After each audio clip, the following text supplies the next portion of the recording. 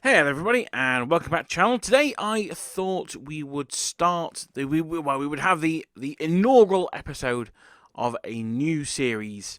And what I thought this series would do and would be is looking at the different plastic box sets that are out there and basically rating them from worst to best. We'll focus on a specific troop type, say cavalry or infantry, and we'll look at each individual nation, because one of the things that really, thinking about and researching this subject has really brought home to me is just how much variety there is out there for 28mm wargamers now.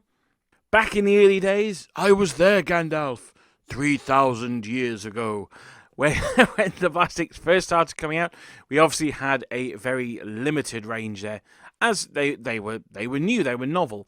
But I think now, if someone's getting into wargaming, getting into Napoleonic wargaming from perhaps Games Workshop or something like that, as I often talk about, I think we're at a stage now where there's a lot of options out there for people to buy plastic models.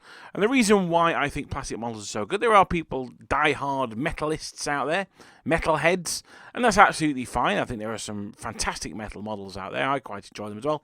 But the thing is with plastic is twofold. The first thing is three things. The first thing is they're light to carry around, so that's useful if you're going to the club, particularly if you rely on public transport, as younger people often do. Two is they are cheaper. You're normally looking, instead of £2 to £3 a figure, you're normally looking at around about £1 a figure, perhaps even slightly less.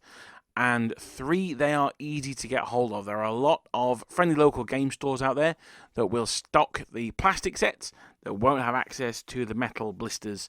So they may, for argument's sake, have the Perry's French Infantry on the shelf, but they are unlikely to have the Emperor's Dragoons blister packs on the shelf or something like that. So when you need to get together the core of your army, I think that's where the plastics are the most important part of it. So that's why I thought we'd look at that. And today we are going to start with probably the biggest one in this topic. Hopefully by the time I get around to others, they've been fleshed out a little.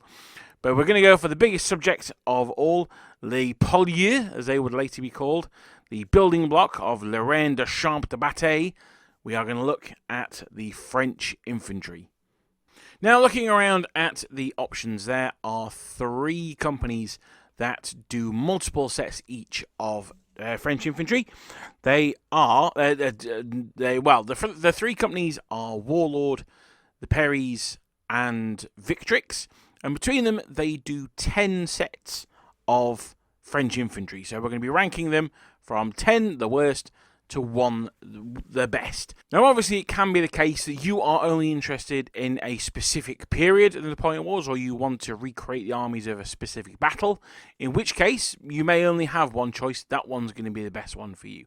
But I'm trying to look from the perspective of someone who's more interested in the period in general and hasn't, just wants to collect a French army. They're not necessarily doing the army at Marengo or Austerlitz or Eylau or Aspern or Waterloo or whatever.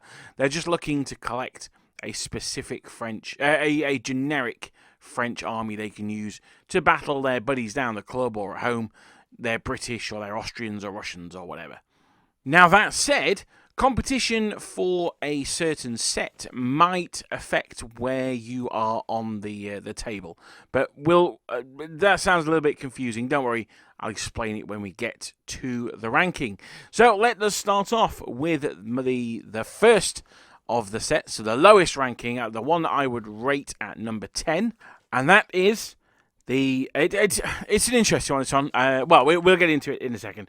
This one is VX0005. It is a Victrix box set, and it is their French Napoleonic infantry, 1807 to 1812. Now, Victrix is a funny one. Victrix were probably the first to get into the plastics, perhaps the second after the Perrys, but they were one of the very early adopters.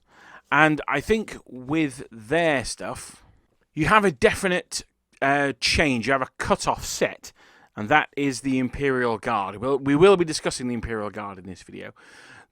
So there's a definite difference between pre-Imperial Guard Victrix boxes and post-Imperial Guard Victrix boxes. Now, this is definitely a pre-Imperial Guard one. I think this came out at the same time as their other first set. I think they were both released together. And obviously we'll be talking about that one later on as well. But in this box set, you get a sprue. On each sprue are, I think it's 12 models. I'll have a closer look later on. But each model is made of 5 or 6 parts. So you have a body and legs, usually one part. Although the kneeling ones, you have to glue the leg in separately. So that's one part. Then you've got 2 arms, a head, and a pack. So each one's 5 parts, 6 if it's the kneeling guys.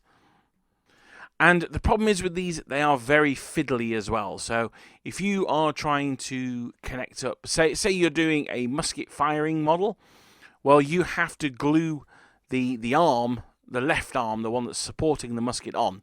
And you've only really got the elbow to hold it by, because you've got to glue it on at the shoulder and at the wrist. You've got to make those parts match up as well. There may be 2 or 3 different firing poses. You've got to make sure that you get the right left arm to go with the right arm.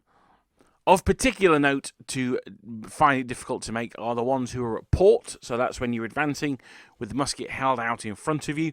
Those ones are quite difficult to get to match up. Although that said, there are 2 pairs of arms at that position that are next to each other. So at least they are next to each other on the sprue. The other ones are not.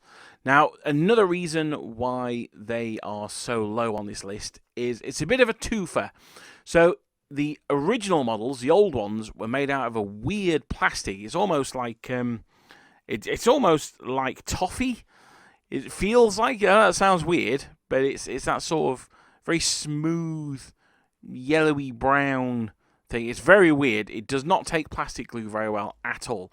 I ended up using super glue to build my early Victrix models, but that has now changed. So now the plastic that they come with is really nice. It's the same as Games Workshop plastic and their Victrix later models. Now, how can you tell the difference? Well, if they're in a bag, they are the later plastic. So if they're in a box, they're early plastic. In a bag, later plastic. So, you might just say to yourself, well, I'll just get the ones in the bag, and then I don't need to worry about the plastic. That's fine. However, there are reasons to get the box as well. In the box, you get much, much, much better building instructions. There's a little booklet in there with a set of rules in, which I haven't played, but there you go. It's an option for you. And they have a lot more detailed building instructions. Also, in that booklet are some flags as well. So it's a tough one. Would I recommend you get the box or the bag?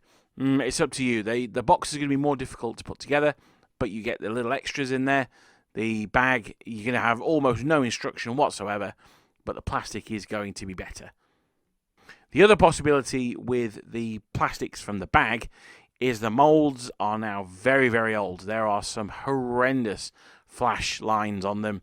I mean, really, really bad. So you need to make sure, if you paint on the sprue like I do, they require a lot of tidying up before you can even spray them up.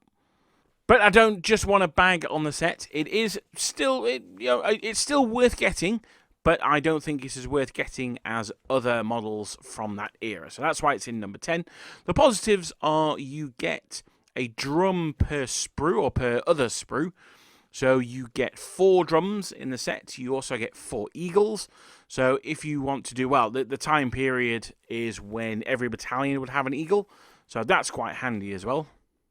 The extra drums are great because you can use them on command bases and things like that. They're always handy to have. So you get plenty of ancillaries in there. There's also some nice poses as well. A guy with a musket slung over his shoulder. You don't see that very often. And you also get bugles on there as well. So you can make light infantry companies. Or even whole light infantry battalions. The main reason why it's at the bottom here is because I think there are better alternatives out there. And we'll get to those as we go up the list.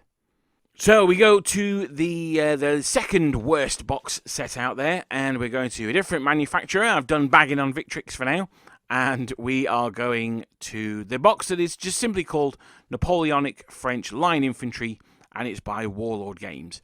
Now, this set covers pretty much the period of the last one that we talked about. This one's a little bit more limited. It's 1807 to 1812. So it means that the figures in this box have got the bear skins available to them, but they also have the long tails on their coats as well. Now, I'm going to be honest, these guys could have been number 10. It's a bit of a 50-50. Yes, while the Victrix one, my problem with them was they were very fiddly and difficult to put together, particularly in quite a poor plastic that you had to use superglue for.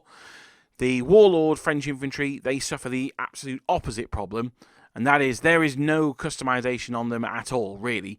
You can swap around which pack, who has which pack, to a degree, and you can swap the heads, but that's basically it. So these come all at March Attack, and they are one piece for arms, bodies, legs. You just glue on the head and the pack. Now, the big problem I've got here are of the various parts. The packs are quite nice, actually.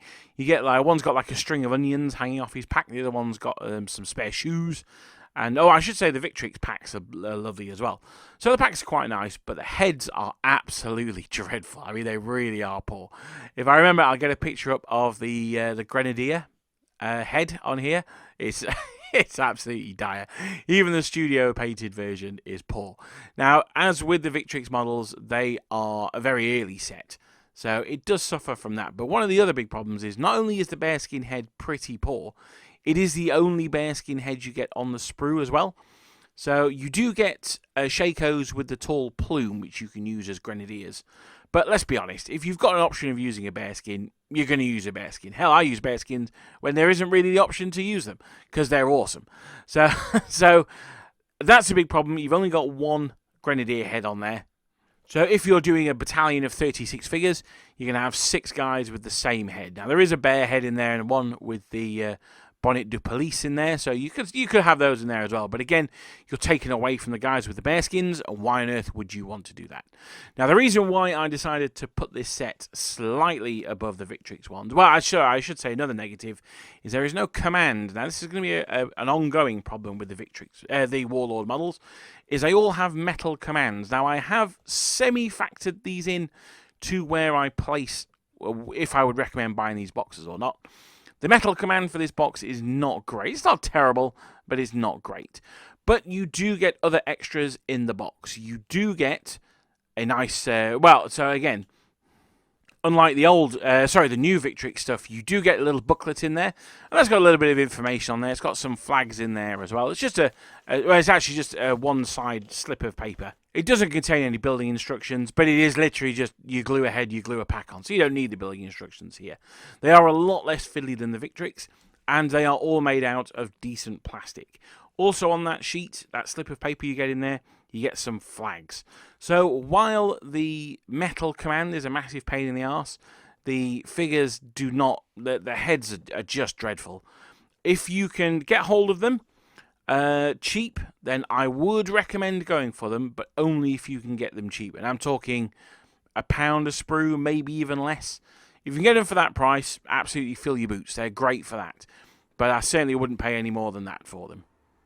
So we're up to number 8 now. I feel like we should have the Top of the Pops music on it. For my overseas listeners, Top of the Pops was a show that used to be on every Friday night that had the top 10 single, or top 40, I think, singles on there. But yes, now we will move swiftly on because I couldn't get that without being copyright struck.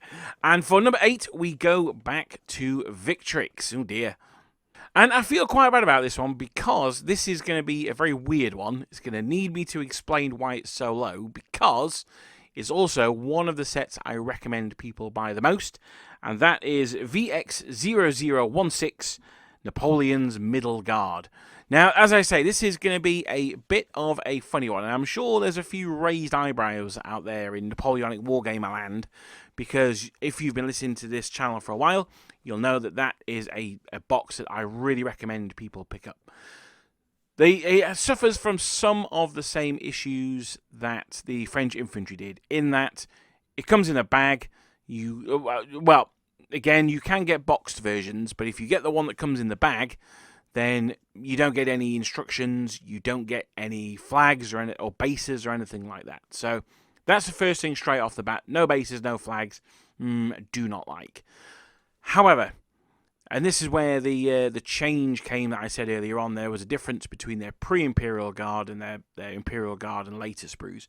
And that is, on the sprue, only half of the models do you glue the arms on. So you've got 6 figures onto a sprue, you've got 4 in March Attack, and then you've got 2 that are legs and torsos attached, then you glue the arms on. Now this is absolutely fantastic, because it means that you can either make 6 March Attack guys, or you can make some firing guys and some March Attack guys.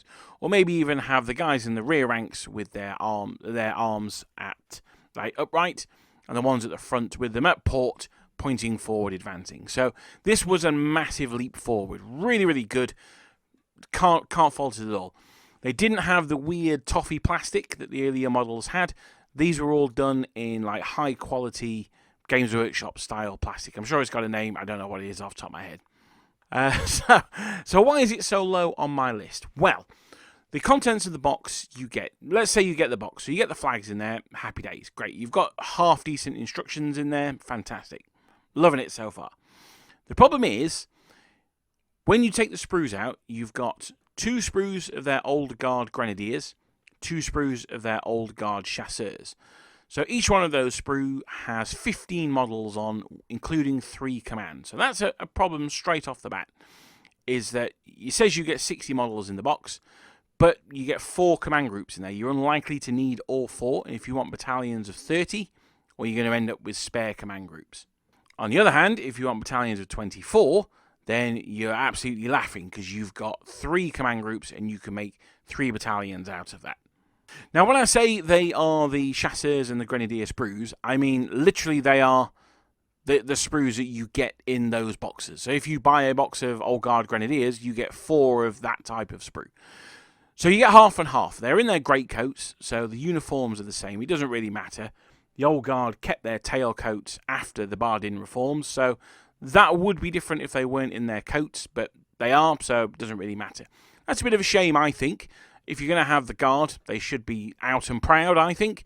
But, you know, there you go. At least it makes them very easy and quick to paint up. The problem comes because there's nothing really that makes the Middle Guard. Now, what you also get in the box, and I can't remember, if when I emptied my box out, it felt like there were like 1,000 of these sprues, but I don't think there's that many. But you get a bunch of sprues with just heads on. This is great. This is what makes them from the Old Guard into the Middle Guard, is you glue them the Middle Guard heads on. There's no extra cost, which is why I always recommend that if you buy if you want Old Guard, then you buy the Middle Guard box, because you get 2 of each sprue. You can make a battalion of each, and you end up with a load of spare heads, which you could use to replace the crappy Warlord ones if you had those lying around as well. Now, the Middle Guard Shakos were very different from other regiment Shakos. They had a huge brass eagle on the front. I mean, like, it took up the whole front of the Shako. This Shako plate was absolutely humongous. Again, I'll try and get an image on the screen of them, and they are really cool. They're really unique, and if you see that battalion on the table, they really stand out. However, Victrix, in their wisdom, decided to make every Shako on that sprue a covered Shako, so they've all got the Shako covers on. Now, I get it, you're wearing greatcoats, you're probably going to be wearing your Shako cover as well. But they're not the Middle Guard then, they're just dudes in greatcoats and Shakos. So I think that was a really poor effort from Victrix to do that. A real shame that they didn't take the opportunity to sculpt Middle Guard heads that did have the Shako plates visible. Now, I was lucky enough to buy a whole bunch of Middle Guard heads from Mez's Minis. He had some, I think they're Avonpost stock, but they're Russian, so I think you're unlikely to get to find any of those on the open market for any time soon, although I'm sure you can get 3D printed ones as well. So the reason why I have this so low down on the list is, although it's a great set for buying Old Guard, it's not a very good set for buying Middle Guard, and that is the whole point of the set. So my recommendation would be, if you're looking for some Middle Guard, don't buy the Middle Guard. If you're looking for Old Guard, absolutely buy the Middle Guard. So that's why they're so low down on the list. So in at number 7, we have a new challenger. Now, this is going to, I'm sure, raise some more eyebrows as well. But for number 7, I have gone with Perry, FN 250, French Napoleonic Infantry Battalion, 1807 to 1814. Now, I'm sure there will be many pearls clutched. Oh, won't somebody think of the children? With me putting Perry so low down on this list. However, if you'll stick with me, I will endeavour to explain why this set in particular is so low down my list. Now, again, it is a mid-war infantry set. So, it is the highest line infantry set for that mid-war period. So, I would suggest that although it's quite low down on my list, if that is the period that you're wanting to collect, then the Perrys would be my go-to. But why is it so low down on the list? Well, the reason is, very similar to the early Victrix models, they are very fiddly. So you have a sprue of 6 models, and they are just a torso and legs, and then you have to glue head, arms, pack on separately. So if I criticise the Victrix models for that, I have to criticise the Perrys for it as well. Now, the reason the Perrys are higher than the Victrix is because they are made of good plastic, and in the box you get, not only do you get flags and decent instructions, you also get, the Perrys always give you fantastic little booklets in their box sets. I mean, that's worth a point on its own, as are the bases. So, absolutely fantastic. They are great. Including, in that little booklet, are flags as well. So, with the Perrys, one of the things that you get that you don't get with Warlord, you don't get with Victrix, is you get the complete package in a box. One thing that you can do with the Perrys is you can look at a box, and every box is how many battalions you've got. So that's great. Now, the reason that it is so far down on my list, however, is, as I say, because it has the same fiddly factor as the Victrix. I can forgive the Victrix for that because you get a array of poses. Now, that said, the poses are all pretty much the same. So, for instance, what do I mean by that? So, you can have march attack guys. You can have 6 different types of people at march attack. So, that's march attack is when you've got your musket held against your shoulder and you're marching forward. Now, they can all be different. You can have like one guy with his head turned left, one guy with his head turned right, a guy with a different head who's turned left.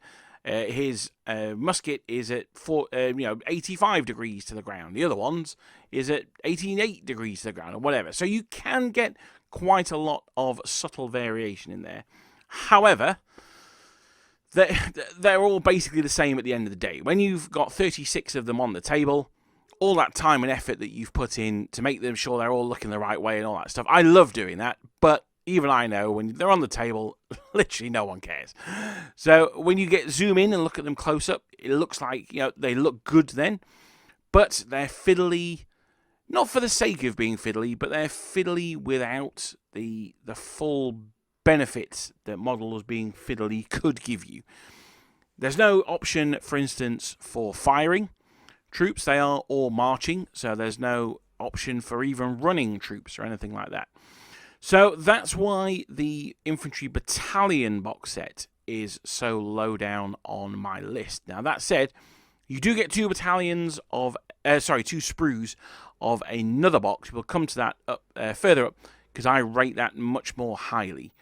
Now, as I said, it's still a great box set. If you're wanting to do mid-war, this is absolutely the box that I would recommend.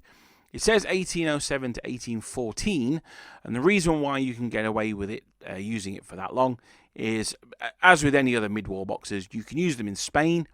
Resupply in Spain was notoriously poor, or you could even use them as second-line units in post 1812.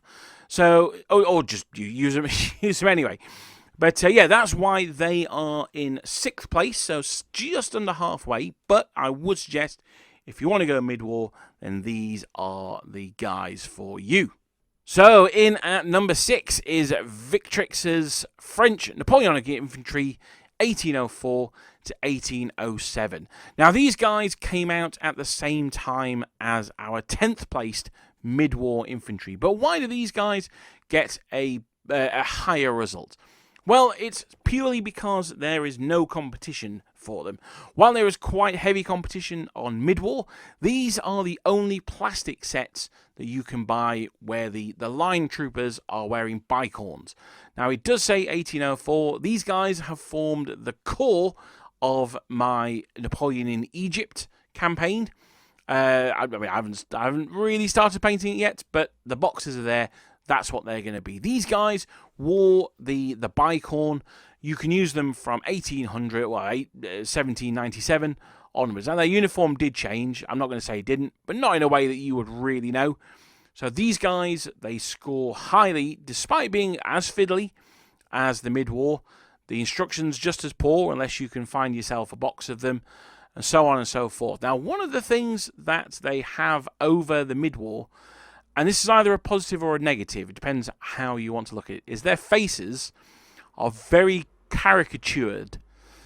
Caricatured? Yeah, that's right, yeah, caricatured. They look almost like Toby jugs. Now, again, those of you who are not in the UK may not know what a Toby jug is. It's like a tankard with like a grotesque face on it. That's what these guys have got. They look terrible. I mean, they look terrible on the sprue, but when you paint them, bang a wash on them, the extended features take that wash really, really well, and they look fantastic. So they've actually aged up because painting techniques have changed since they came out. They look better than they used to. I'm a really, really big fan of this set. As I say, it's quite fiddly. The flags in there are nice because they are the lozenge flags. I won't be using mine because I'm going to do them for Egypt. But it's an interesting box set. It's one that you can't get from anywhere else. While the sprues suffer from the same issues as the mid-war infantry from Victrix do, bad mould lines, fiddly to put together, lots of parts, rubbish plastic, unless you get a later bag, in which case you don't get the flags, all that kind of stuff. While they are issues, if you want early war French, if you want to do Austerlitz, if you want to do Jena, if you want to do even Marengo, these are the only guys in town. So that's why these guys get much higher. And kudos to Victrix for making this one of their first sets, in that it's a subject that no one else has touched since. So fair play to them for getting right there on Jump Street. So now we are breaking into the top 5, and brand new at 5, we've got Victrix's box set. Now, I couldn't find the number for this, but I'm just going to call them Napoleon's French Old Guard. Why it specifies French, I don't know, but there you go. These are in 5th place, and I'm just going to say the Old Guard because the Chasseurs and the Grenadiers are basically the same, so this one's going to be a twofer. Both of those are in 5th place. I've already been through this set already with talking about the Middle Guard. The reason why these are higher than the Middle Guard is because these are a box that represent what they're supposed to represent. While the Middle Guard box, in my opinion, makes very poor Middle Guard, the Old Guard Grenadiers or the Old Guard Chasseurs make very good Grenadiers or Chasseurs respectively. So that's why I think these are great boxes. These ones, I mean, I know we're only in the top 5, we're halfway through, but these are boxes that I can recommend without any reservations, except for the reservation that if you're going to want one of each eventually, you're best off getting the Middle Guard box. If you get a box version of these, they come again with the building instructions and the flags. The flags for these ones in particular are very nice. They're the 1815 flags, which is a bit weird, but they are still really, really nice. They're modelled in their greatcoats, which I think is a shame, but, it is what it is.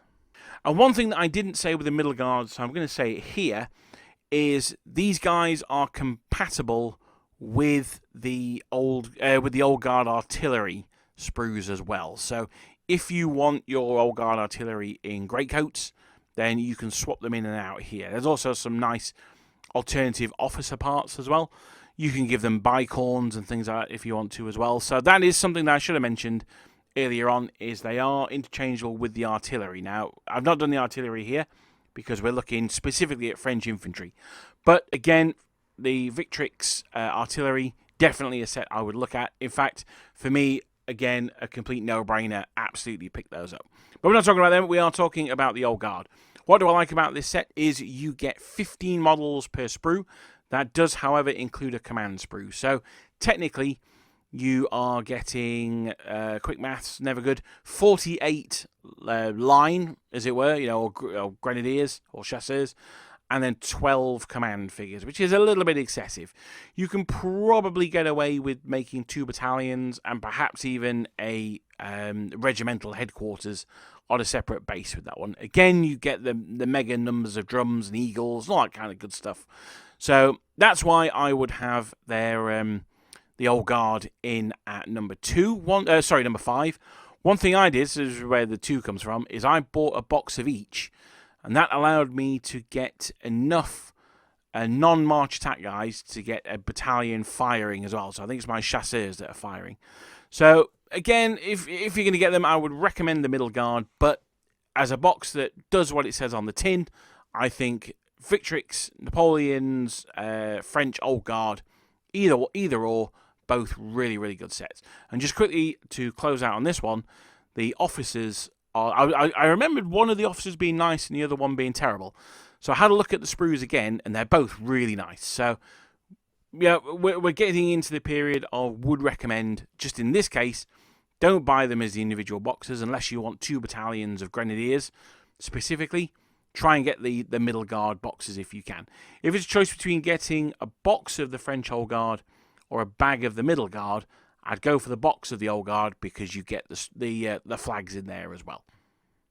So now we are moving into the top 4. Who is the unfortunate that misses out on a podium spot? It is Warlord Games and Napoleonic War Late French Line Infantry. So that's a bit of a mouthful, that one. Now this is the again, they're all in greatcoats, and they come with covered shakos. So they're all duffled up against the cold, the wind and the rain. So why do I recommend these so highly? Well, unlike their early line, their mid-war line infantry, the heads here are actually quite nice. They're all usable, including a bear head, which I think makes a fantastic looking officer. That head I've used in my Republican Roman army, I've used it in my medieval army, and I've used it in my French Napoleonic army. It's an absolutely fantastic looking, very patrician head. Nice, it's a really nice head, that one. You've also got the bonnet de the pillbox hat, not the bonnet de police. Is it the Polachem? You've got one of those in there as well, so that's quite nice. And then you've got a number of different covered shakos. Now, you don't have any bearskins in this set because the bearskins are gone by this period. We're looking 1812 to 1815, really. So, realistically, we're looking at Waterloo here. Hence the greatcoats. They are a set which paint up incredibly quickly. They do what they say on the tin. I have painted literally hundreds of these models, perhaps even in the low 1,000. When we were preparing for the Great Game, I just painted these forever. Spray them grey, wash them black, jobs are good. They are, these days, spray them like Graveyard Earth or whatever the equivalent is now. Paint them with the grey contrast paint, job done. These are fantastic models. They're very quick to paint. The difference between these guys and the old guard is that you've got as I say, you've got hundreds of these guys. You don't necessarily need them to stand out. You want your old guard to stand out, of course you do. Your line troops, yeah, whatever, whether they stand out or not, meh. So that's why I think these guys are fantastic. They are getting quite old now. You can get some bad mold lines on them. One thing that I would also say as well is that these guys are also often in the Warlord Games sprue sale, but you get 6 on a sprue here, whereas you only get 4 on a sprue with the mid-war line. So in their last sale, I can't remember what they cut these down to. I think it was $275 or something like that. I bought myself a dozen sprues of them. So in addition to all the ships and everything like that. In fact, I'm looking at them now. They're winking back at me. Paint me. So yeah, I haven't got time. I'm painting Fountain Court Guard at the moment. Sorry, Frenchies. So yes. Anyway, so yes, in 4th place, the late French War Line Infantry. Now they do another set. We haven't come across that yet. The reason why this one is just missed out on the top 3 is they also come with a metal command, of course, And I have to say, it is dreadful. The officer with his arm in a sling is an awful model. I don't know what they were thinking with him. They're absolutely not good. One of the one of the really good things about buying the Victrix whole guard is you get loads of command groups of guys in greatcoats. If it were me, I would, and indeed have, replace those command groups with Victrix ones, or maybe even the Perry in greatcoat ones. I think it's PN 100, I think. But no, the metal command group for this one, absolutely get in the bin. Terrible. Just absolutely terrible. Another thing I will say, actually, about this is I wasn't sure whether to bring this up or not, but you no longer get the correct proportions for flank company to line company either. That can be an issue. It can be a problem for some people. The idea is that you're supposed to buy their metal sort of add-ons that's got NCOs and things like that on. I think that's a little bit of a scam, if I'm honest. I'm not massively thrilled with that. One thing that you can do is their casualty sets have a lot of elite companies in there. Buy one of those and you can have, the odd wounded guy in your elite company just to pad out the numbers. So that is also another negative for that one. But overall, nice figures. They do have mold line issues, but because they're in greatcoats, they're quite easy to get rid of. They're a little bit more difficult on the Shakos, admittedly, but on the greatcoats themselves, just a scrape with a knife, very, very simple. Okay, so now this is the serious talk. We're into the top 3. And in at 3 is Perry FN 260 Elite Companies, French Infantry, 1807 to 1814. Now, this is the companion set to the one that was in 7th place. And that was the Infantry Battalion. Now, the reason why this one is much higher is these guys are what I'm going to call action posers. Now, they can be quite fiddly. The odd one you have to glue the legs on and things like that. They are not an easy build. But that's okay because these guys are, as I say, in action posers. They're running forward with their musket at the trails. That's holding it by, like with your hand around the whole musket. They're running forward, they're scouting, they're firing, they're reloading, all this kind of stuff. They are really nice models. And the difference between these and the other sets where you can only make march attack or arms to port is these guys are really dynamic. Now, I have just built a box of these, a complete box of these for Lord of the Sharp. So I know what I'm talking about here. I've just built 40 of them. And they are really, really nice. No two models are the same, even though I've concentrated on doing them all as light infantry. You've got different heads, you've got bearskins in there, you've got a whole variety of smorgasbord of bearskins in there. So these guys, really, really nice. They have the same command frame as the infantry battalion, which is a bit of a shame, because it means that while you've got these super dynamic guys running around, firing and reloading and all that stuff, your command groups just stood around going like dum dum dum dum. So that is a bit of a shame, particularly the Pioneer. It would have been nice to have had a more animated Pioneer, but these guys are fantastic. Again, you get your instruction booklet with flags in there, how to build them. Although it's fairly intuitive, but again, it does suffer slightly with the fiddly issues of Victrix. And one of the things I found very difficult is to get my ramrod guy lined up with the musket, but that might just be my monkey fingers that can't do it properly.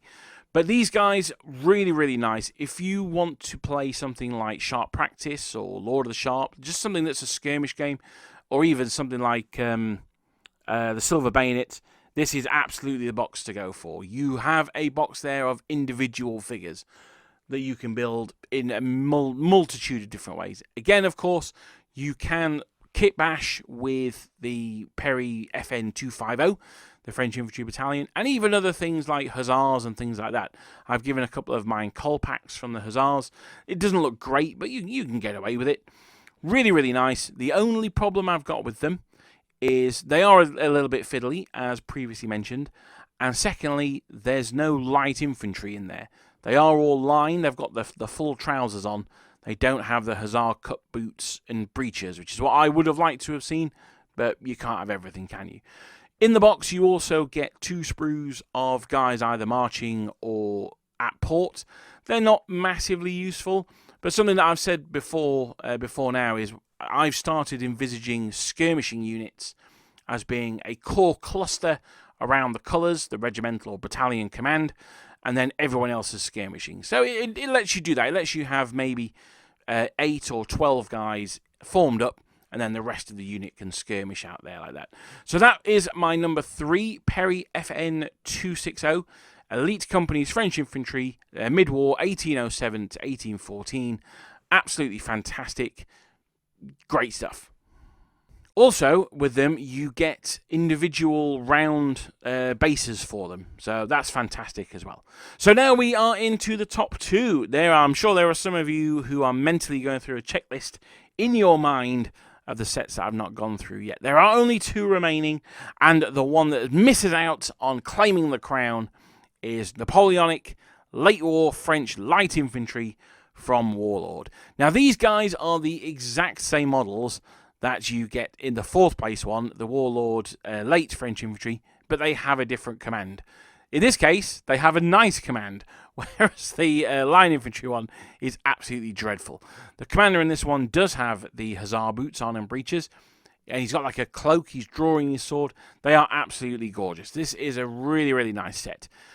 All of the positives that I said about the 4th place one apply here. They are incredibly easy to build. They look good en masse.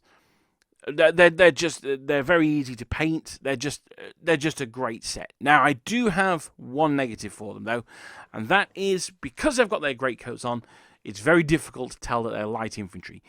Pretty much the only way you can do that is you look at the bottom of the trousers poking out from under their greatcoats and see if they're blue or white. Now, that could be a super positive thing, because it means that you don't really have to care, but it does also mean that on the battlefield, it can sometimes be quite difficult to tell who gets that reroll for sharpshooter and who doesn't.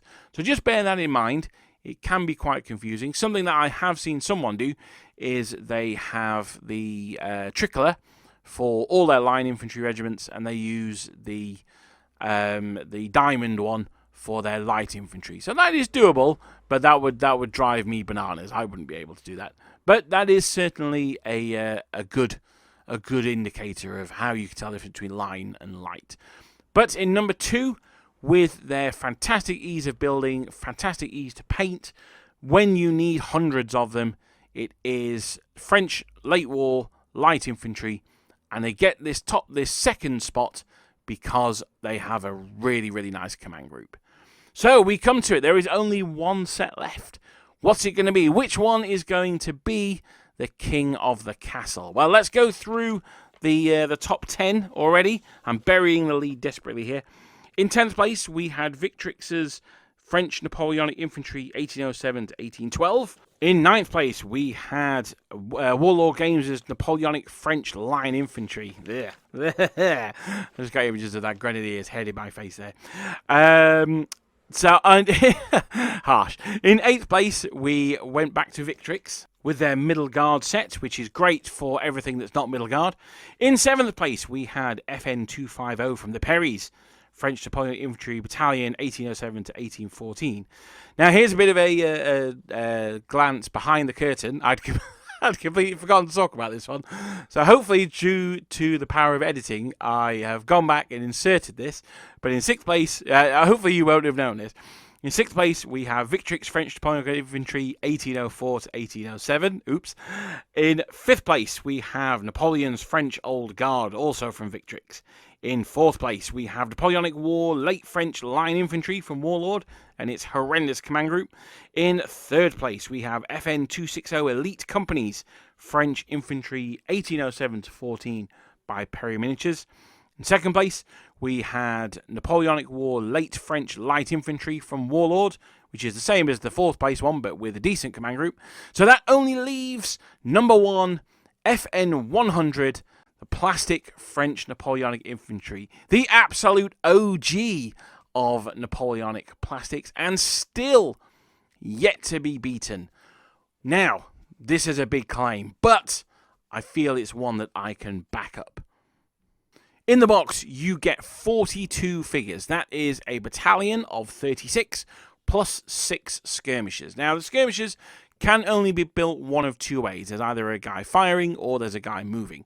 You get two different sculpts, so you can swap them over. So you can have the guy who's like stood straight firing, and then in the next one you can have him moving with his musket. But so that's a bit of a shame. You're going to have a bit of repetition there. But this is where that set comes into its absolute own, is that it has a mixture of greatcoat wearers and non-greatcoat wearers. So that is absolutely revelatory. It blows my mind. That's because you can mix them in a battalion, that's fine. Or you can buy 2 boxes, which is what I do, and have 1 box in greatcoats, 1 box in dress uniform. Now it's interesting, of all the figures that we've talked about, the only ones that are late war in dress uniform are the Warlord ones, and they were second to bottom. They were not very well received by me, and I'm sure a lot of other people as well. These guys, however, they come head attached, and all you got to do is glue the pack on. These guys are perfect for painting on the sprue, and they come in full dress. Now, the good thing about the full dress, guys, is the command is also in full dress. So if you want guys in greatcoats, again, we're looking at those spare Victrix ones, or you're looking at picking up some Perry's metals. So they are designed to be in dress uniform. Then you've got the guys in greatcoats. Now, most of them are buttoned up, the exact same as the Warlord ones, but there's those with the coats that are open at the front as well. These guys are great. These guys are the best models in the entire range, as far as I'm concerned. They do metal ones in the greatcoat command. You've got the coats open as well. Because you can get just enough in there that you can give a hint of what that regiment is. So you can paint the blue if they're a light regiment. You can paint the red if they are Swiss, or the orange if they're Neuchâtel, or the white if they're going to be Italians. You can use them for loads of different stuff, and the greatcoat doesn't fully obscure that battalion's identity. Now, there are ones where the coats are fully closed. Fair enough, it is what it is. That's fine. You're not losing anything there because that's what everyone else does. It's the ones who've got their coats open that are really good. You mix those guys in to a battalion with guys with no greatcoats on, and you've got a real strong identity there. Or as I say, I have 2 boxes, and I use half of the models from 1 box that are in full dress, and then the other half from the second box, full dress. Combine them, that gives me a full battalion.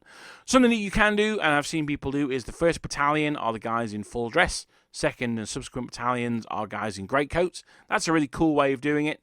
It gives you a way of getting your light infantry on the table in a way that you can see, because they're all in they're all blue uniforms. And it's really good for doing those non-French nations like Italians or Swiss, because you've got enough of a canvas to work on and show that they're not French units. They are looking a little bit dated now. Another really great thing about this set is the spare heads. So every model comes with his head attached. You can just clip him off the sprue, glue his pack on, good to go. Jobs are good. But you do get spare heads in there with Apocalypse, the bonnet to police.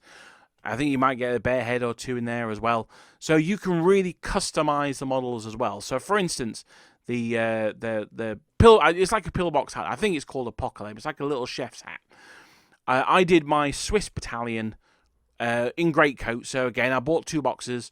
I had 1 in dress uniform, 1 in their greatcoats.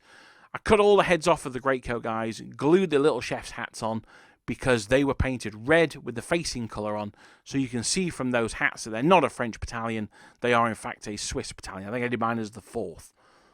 So these guys are the ones who started it all off. If I have a criticism, the drummer is quite poor. I mean, who likes drummers anyway? Everyone hates drummers. So the drummer is quite poor. You do get quite a few spare bits in there, but they're not really that useful. I've kept loads of mine, and I probably should have just binned them, to be honest. And the officer isn't great either. He's sort of doing the sideways shuffle. He's a bit two-dimensional, but I think that's probably a product of the time. But absolutely, I have no compunction at all in saying, if you want to start collecting French and you're not particularly bothered about the period that you want to do, then go for FN 100 plastic French Napoleonic infantry from the Perrys. I do not think there is a better infantry set out there for the French in plastic. So there you go. I hope you enjoyed this rundown of the top 10. It's quite a long video, this one. This is going to be the longest of them because this is the one that's most provided for in plastic. We will be having a look at the British, particularly British cavalry, and we'll be looking at French cavalry as well. Those are videos for the future. I hope you enjoyed that one. Thank you for listening, and I'll see you guys next time.